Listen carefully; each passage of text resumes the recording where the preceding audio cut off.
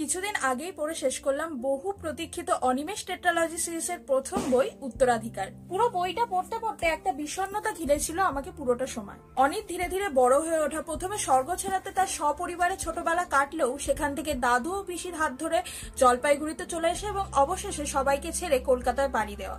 ছোটবেলাতে স্বর্গ ছেড়াতে স্বাধীনতা দিবসের দিন পতাকা উত্তোলনের মধ্যে দিয়ে অনির মনে একটা দেশপ্রেমের বীজ বপন হয়ে যায় এবং ধীরে ধীরে তার রাজনৈতিক মতাদর্শ তৈরি হতে শুরু করে। লেখক রাজনৈতিক দলগুলোর কোনোটাকেই বেশি প্রশ্রয় দেননি। দুই দলের ভালো ও খারাপ দিকগুলো তুলে ধরে অনির মতো পাঠকদেরকেও কোনটা ভুল কোনটা ঠিক সেটা বুঝে নেওয়ার দায়িত্ব দিয়েছেন। প্রত্যেকটি মানুষের কাছ থেকে অনি কিছু না কিছু শিক্ষা পেয়েছে। তার দাদু, পিসি, ছোট মা, নতুন স্যার, তার বন্ধু মন্টু, তার বাড়িতে ভাড়া থাকা সনাতন, জুলিয়ান প্রত্যেকেই অনির বড় হয়ে ওঠার একটি গুরুত্বপূর্ণ অংশ।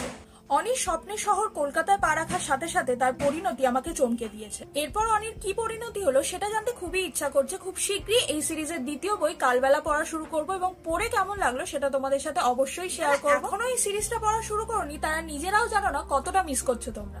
তাহলে দেরি করছো কেন? যাও গিয়ে পড়া শুরু করো।